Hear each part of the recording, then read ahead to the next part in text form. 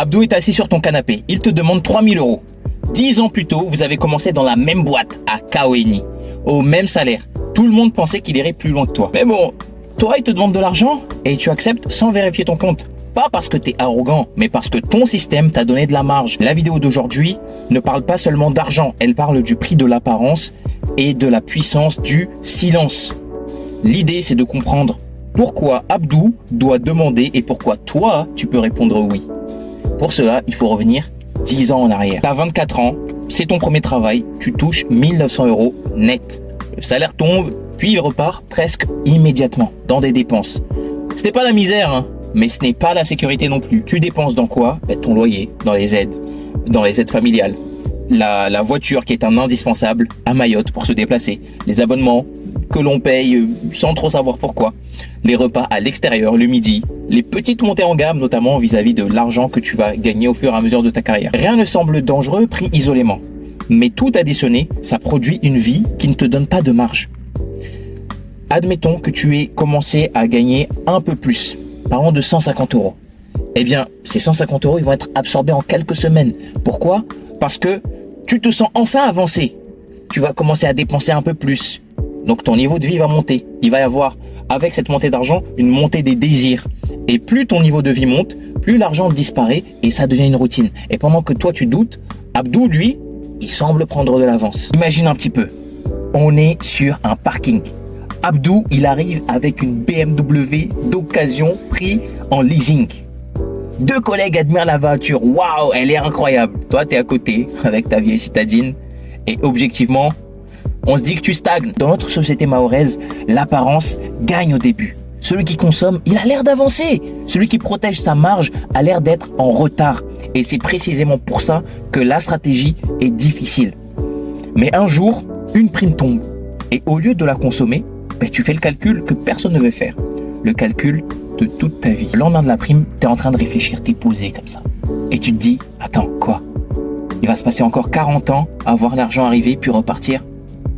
Non, c'est pas possible.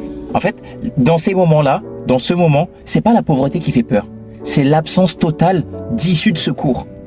Donc, ce qui va se passer, c'est que tu vas ouvrir un PEA dans une banque en ligne. Tu vas choisir un montant que tu vas virer de manière automatique, ce qui va te permettre donc d'éloigner les impulsions et tu vas entourer une date sur un papier. Tu vas faire ça en silence, pas de grands discours à la famille. Tu ne vas rien poster, tu ne vas pas chercher à prouver aux gens. Tu vas d'abord commencer par te payer toi. Et puis, le reste du budget va s'adapter en conséquence de tes investissements. À court terme, on a l'impression que tu es en train de perdre quelque chose.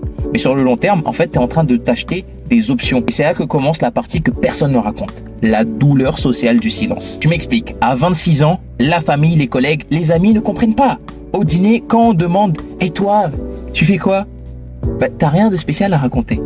À 29 ans, ton meilleur ami, il s'est déjà acheté une maison.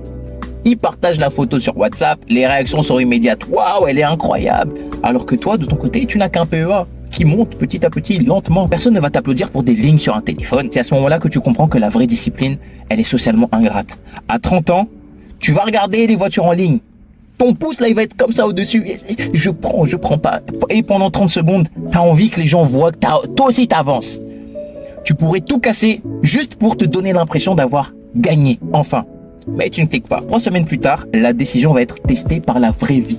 Qu'est-ce qui va se passer? À 31 ans, il y a un plan social. Abdou et toi, vous recevez un mail. C'est le moment qui détruit ceux qui vivent sans aucune marge. Ce qui va se passer, c'est que tu vas être obligé de retourner chez tes parents. Tu vas vendre ce qui n'est pas essentiel, tu vas annuler ton voyage, protéger ton matelas de sécurité et ton PEA. Vu de l'extérieur, on dirait que tu as perdu. T'es un loser. Mais en réalité, tu as choisi l'humiliation temporaire plutôt que la dette durable. Et pendant ce temps, Abdou, lui, il garde son appartement, il garde la voiture, il finance l'image qu'il s'est créée avec du crédit et un job qu'il a accepté dans la panique. Tout le monde pense qu'il gère mieux que toi. Il se noie juste beaucoup plus élégamment. Et c'est à ce moment-là que l'argent commence à acheter quelque chose de beaucoup plus précieux que du confort. Des options. À 34 ans, finalement, Abdou, il est sur ton canapé. Et il demande comment t'as fait. Et toi, tu repenses à tout. Le dîner où tu t'es senti inférieur, le parking, la tentation de la voiture, la chambre d'adolescent dans laquelle tu es resté pendant des années pour pouvoir investir, le plan social qui t'a forcé à retourner chez tes parents.